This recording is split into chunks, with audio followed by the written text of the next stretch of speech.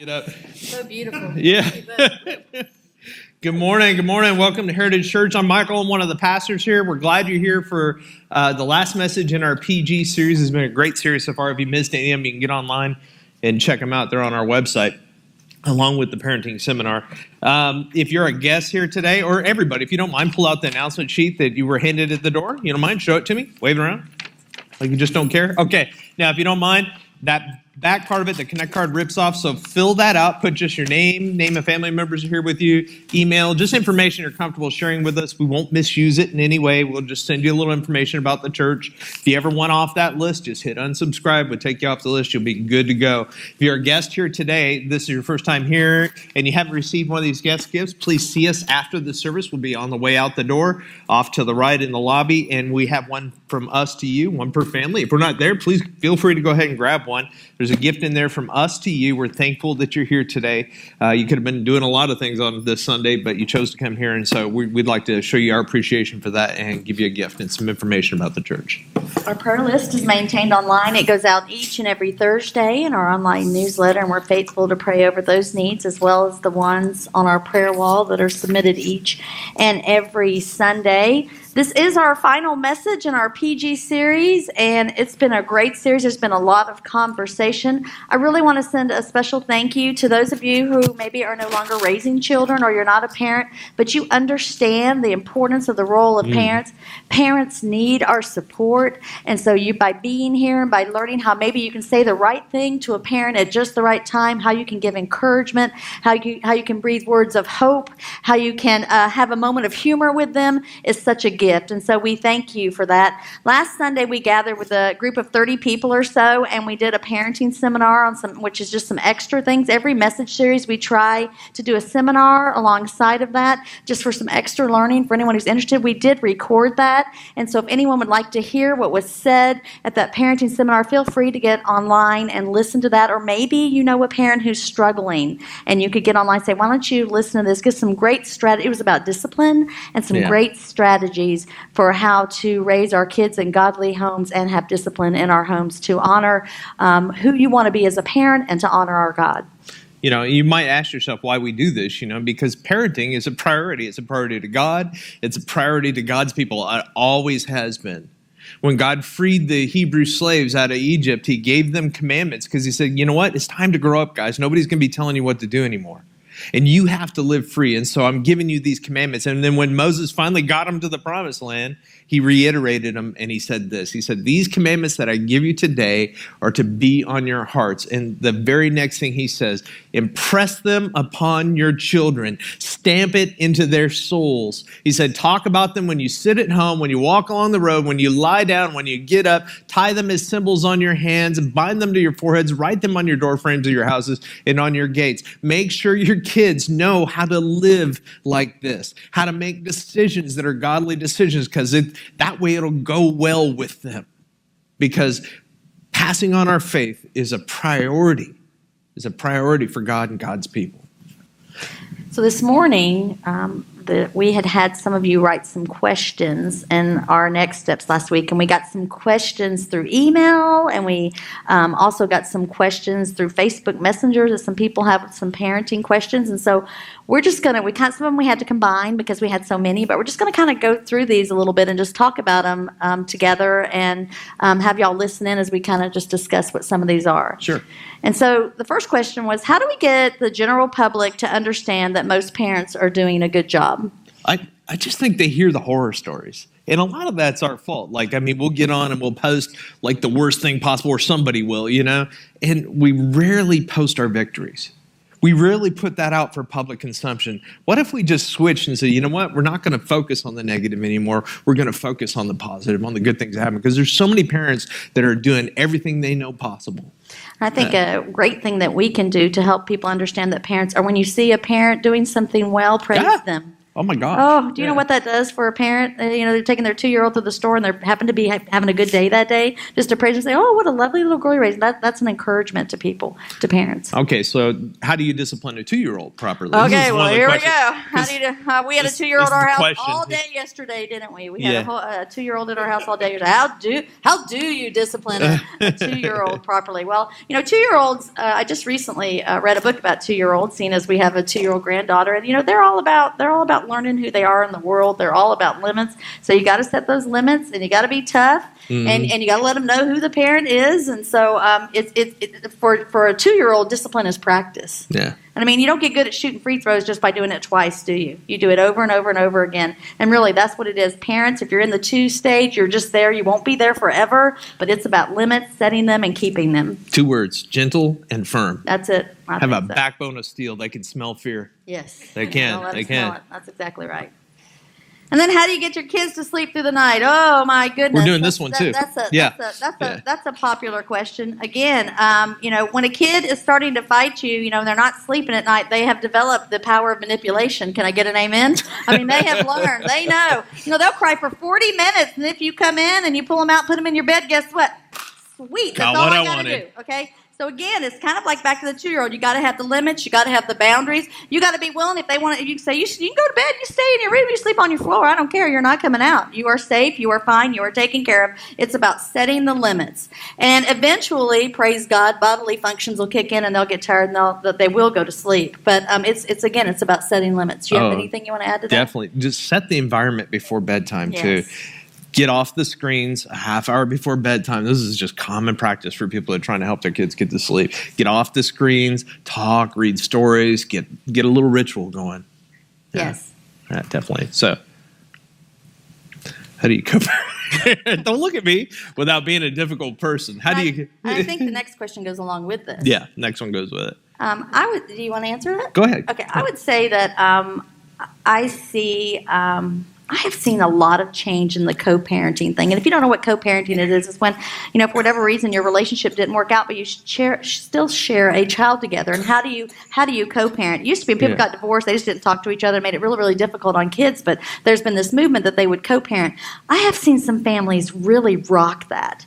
I mean, and if you're going to co-parent effectively, I think it's all about the kids. It's always got to be all about the kids and what is best for the kids. But I've seen some people go as far as to co-parent. This is going to blow y'all's mind. They co-parent so much that on Christmas morning, they're all under the same roof and let the kids open. I mean, I have seen it to that extreme. I've seen it to where they come to church together. I've seen it. So this movement in co-parenting, it's an important concept in our world. And it's one that I think it's a good thing that we're realizing the needs of the children should come first. Yeah, I think you got to lay your ego down. That's the only way I've seen it work. You got to get past all your hurts and stuff like that caused the breakup in the first place. And you got to lay that down and put kids first. And it's communication, communication, communication. Always. All right, so next one. What's the balance between doing it right and letting go for them to figure it out? That's another question we got. Unique balance.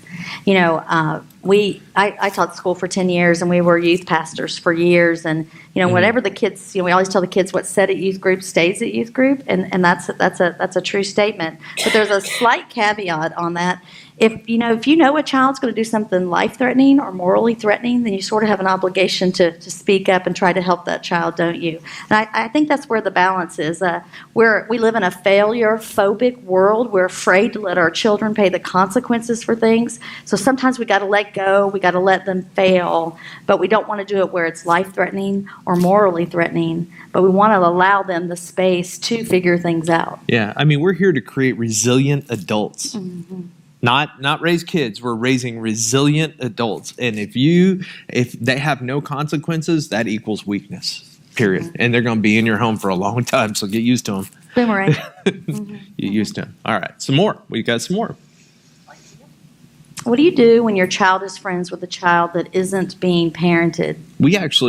Our daughter had a friend that showed up at our house on Christmas and other holidays because her own home wasn't a good place for her to be. It wasn't a safe place. Wasn't a safe place. Mm-hmm. And so the thing is that sometimes those kids can seem a little wild or a little off. And I think one of the things that we always kept tabs on with our daughters, are you the influencer or are you the one being influenced? And if you don't have enough strength of character to not resist being influenced in a bad direction, then we need to limit the relationship. Not cut it off, but limit it. I think that's reasonable. I think also it's a wonderful opportunity. If that child's not being parented, you have, this whole series, you have an opportunity to be an influence.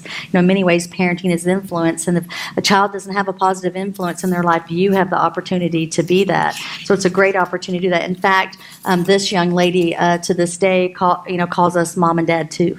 Yeah. To this day, we were there for her during her high school years when her home wasn't a safe place for her. So you have that opportunity to be that as well. I think sometimes we get worried that, bad behavior is going to rub off on our kids. And I also view it as a learning opportunity to tell our kids that not everyone has the advantages you have. And so we have to be patient, and we don't want you to do this behavior because, we want things to go well with you. And maybe you can't be the influencer. Definitely. So why don't you ask this? How far can a grandparent step in to help a daughter discipline her child when she is still rebellious? So clearly, there's a little bit going on here where, the grown daughter is kind of doing her own thing. Maybe the parents feel like she's being rebellious, and maybe the grandparent isn't liking so much how their daughter is disciplining. Okay, grandparents, here it goes. You don't tell your kids how to raise their kids unless you are asked. Oh. And that's really, really powerful. If you want a relationship with your grown children, if you want to be able to speak into their relationships as a grandparent, if they ask your opinion, you share your opinion. Otherwise, you love your grandkids, you love your kids, and you pray that your child will no longer be rebellious. And you do have a position of influence when your grandchildren are with you, and you can teach them and coach them on how to behave well. But you have to remember that they're the parents, and our role is a supportive and loving role. But we are not the parents; they are the parents. Okay, so this next one: how do you parent an adult child? Because I hate to say this, but you never stop being our sons and daughters. You never stop. I don't care how old you get. We will always be mom and dad, always. And so how do you parent an adult child? I think, truthfully, your mindset's got to shift, parents. You have to shift roles from telling them what to do to being there for them and being a safe place for them to reflect. Kind of a mentor. What do you think?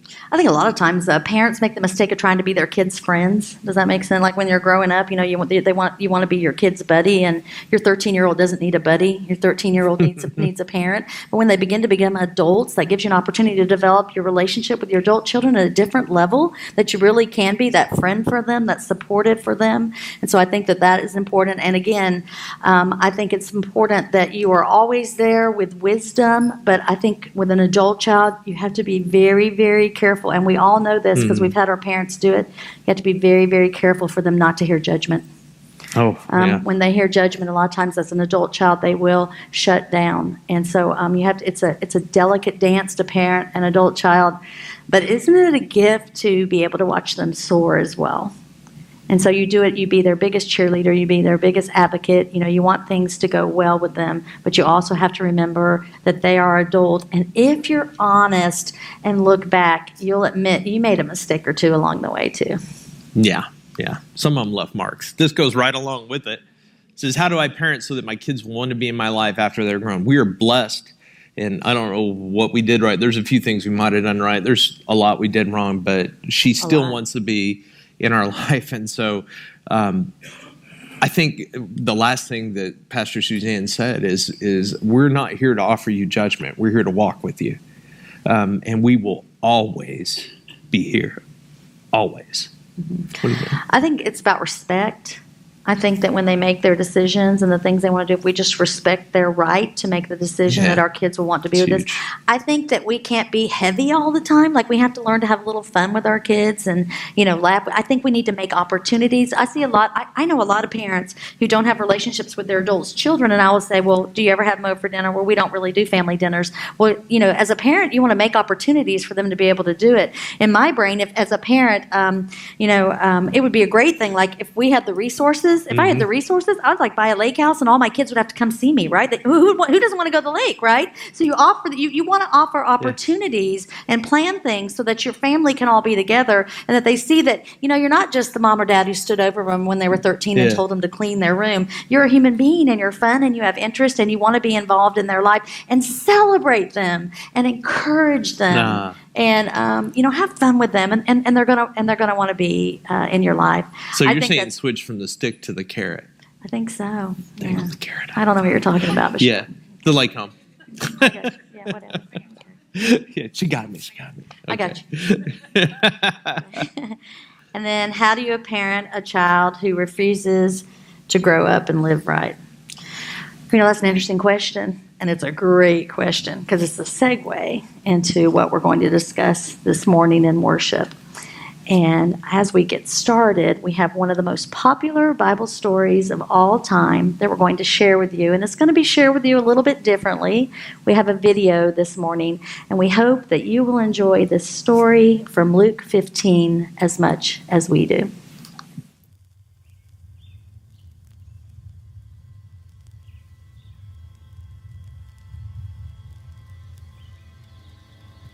There was a man who had 2 sons. The younger one said to his father, "Father, give me my share of the estate." So he divided his property between them.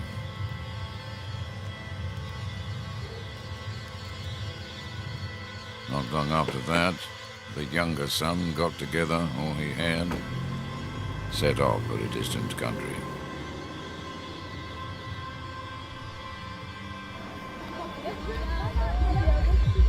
There squandered his wealth in wild living.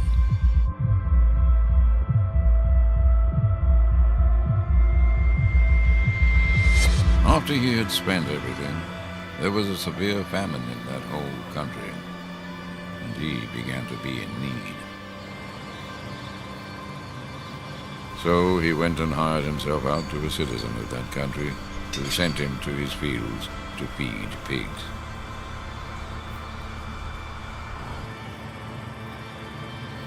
He longed to fill his stomach with the pods that the pigs were eating, but no one gave him anything. When he came to his senses, he said, "How many of my father's hired servants have food to spare, and here I am, starving to death."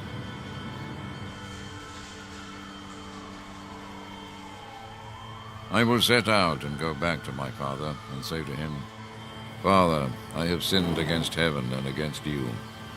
I am no longer worthy to be called your son.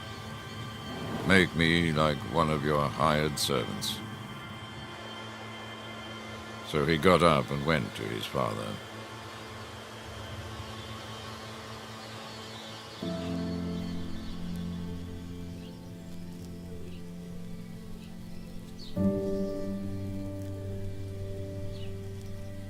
But while he was still a long way off, his father saw him and was filled with compassion for him.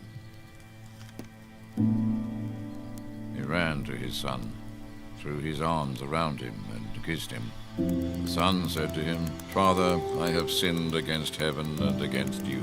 I am no longer worthy to be called your son." But the father said to his servants, "Quick, bring the best robe and put it on him. Put a ring on his finger and sandals on his feet.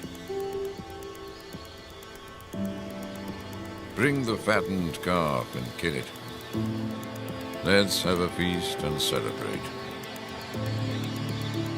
For this son of mine was dead and is alive again. He was lost and is found."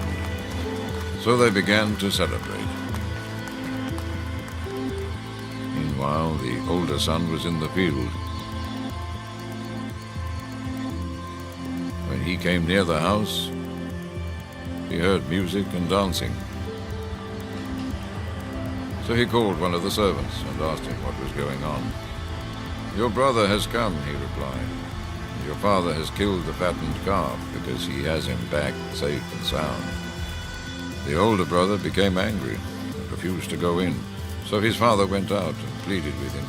But he answered his father, Look, all these years I've been slaving for you and never disobeyed your orders, yet you never gave me even a young goat so I could celebrate with my friends. But when this son of yours, who has squandered your property with prostitutes, comes home, you've killed the fattened calf for him. My son, the father said, you are always with me, and everything I have is yours. But we had to celebrate and be glad, because this brother of yours was dead and is alive again. He was lost and is found.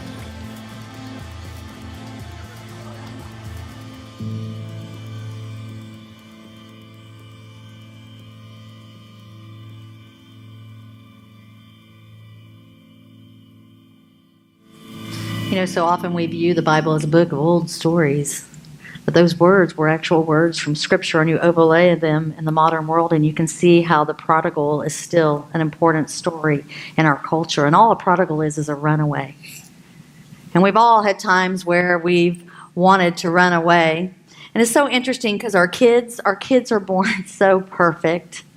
And yet, we talked about last week, rebellion, it's in our veins. And no parent ever thinks that their child's going to be the one that drops out. No one thinks their child is going to be the one who winds up getting a divorce. No one thinks their child's going to be in jail. No one thinks their child's going to be a failure to launch and doesn't even bother to get a job. No one thinks their child is going to wind up in rehab. But in this world, darkness is at work. And unfavorable influences and friends and situations and advertisements and media and all these things, they woo our kids in, and darkness occurs. And sometimes our children are not what we hoped they would be. They turn out in a way that was not what we hoped for. And so sometimes as a parent, there are moments when you are broken, when you are confused, when you are disappointed, when you are hurt, when you feel pain, and you feel nothing but shame. And you know, this story reminds us that God gets it. You see, we're God's children, and we've done the same thing to God. We've run away from God. The very first children we read about in Scripture, Adam and Eve, God told them not to do one thing, and what did they do? They went off and did it, didn't they?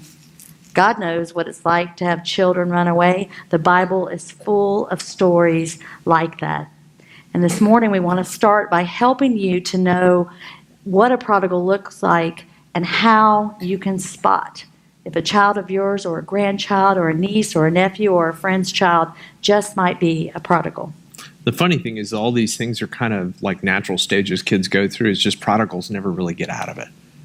You know, the first one is it's my life, right?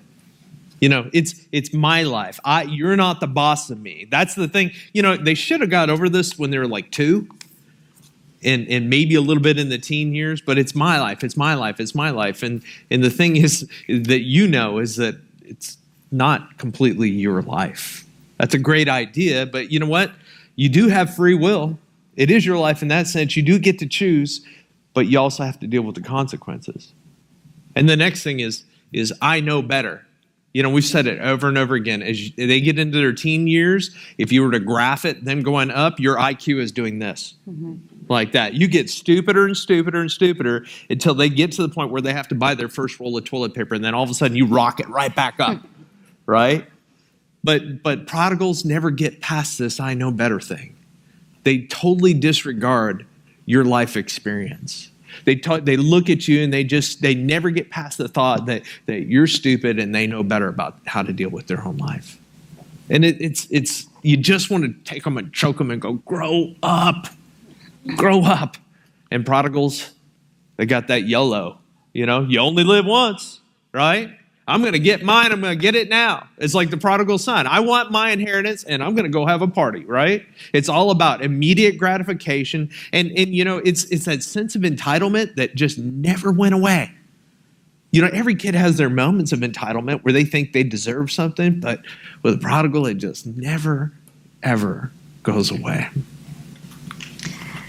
And the truth is, some of us were prodigals when we were younger, and we wandered from that path.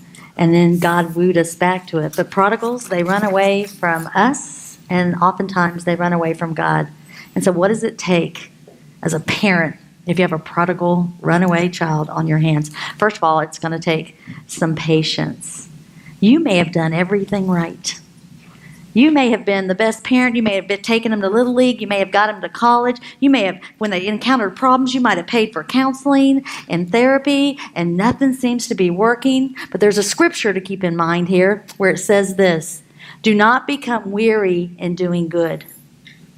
Don't become weary. But you know what happens as parents? We don't just get weary, we start to get angry. And when we get angry with our prodigal children, we wind up doing some things that put a strain on the relationship. We belittle them. We back them into the corner. Sometimes we even say words like, I disown you. If you've got a prodigal, you got to be patient. Like that father sitting on the porch. You got to be patient. And you got to wait. You got to leave the door open. Because the back part of that verse that tells us do not become weary in doing good, the back part of that verse, do you know what it says? It says, if you don't become weary in doing good, for at the proper time you will reap a harvest if you don't give up. We don't ever give up on our children. Don't give up on our children. And then it's going to take some persistence. Now, this is kind of when that tough love has to come in. And tough love, it's tough. It's tough to have those boundaries in place and be persistent at. And sin is fun for a season. Mm-hmm. Did you see in the video? It looked really, the first night, woohoo. But after a while, it's not a whole lot of fun. And in the midst of that, they begin to examine themselves and they begin to realize that they're really not having all that fun. But during this time when they're a prodigal, you'll hear them say horrible things about faith, horrible things about the church. They'll give you all these academic reasons why the church doesn't work. They'll tell you that God is irrelevant. They'll tell you that they hate you for the fact that you brought them up in church, that maybe you shouldn't have done that. Or maybe they'll just say, it's all just a fairy tale.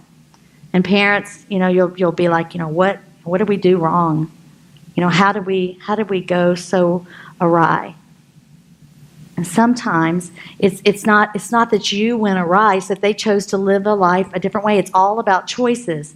They choose alcohol, they can choose drug, they do bad choices. They'll hit rock bottom, and just when you think your child has hit rock bottom, that's not rock bottom, there's more. When you're a prodigal, you can go really, really low. How low can you go when you're a prodigal? And they will do these things. And so with this persistence, you're going to have to pray. And you're going to pray like you've never prayed before if you have a child who winds up being a prodigal. And there are really three things, main ways you should pray. Number one, you should pray for their safety. God, please protect my child. Number two, you should pray that unfavorable influences are removed from their lives.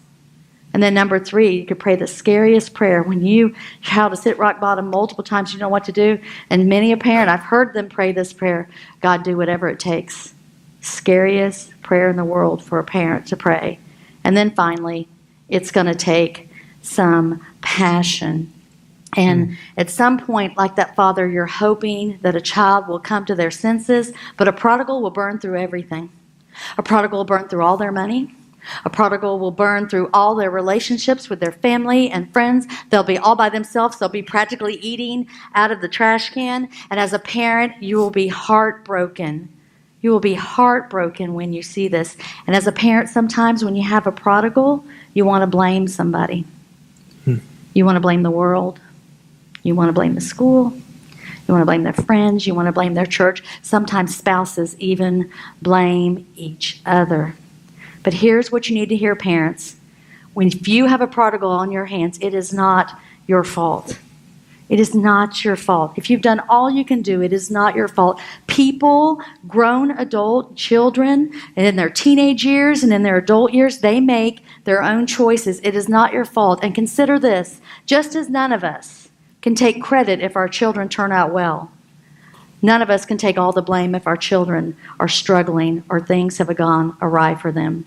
I want you to get this. The word passion means you love something. But when Christ got on the cross, he loved us, but there was also suffering. And if you're a parent, sometimes there will be suffering along with that deep love that you experience. That father, we watched him suffer. The love was there, but he watched him suffer. If you have a prodigal, know this. It's going to take patience. It's going to take persistence. It's going to take passion. And if you are a friend of someone going through this, you need to be there, right there with them in the thick of it. Because when you have a prodigal, you feel so alone. And if you got nothing else out of this series, I hope you understand how much parents of prodigals need your support, your encouragement, and your love.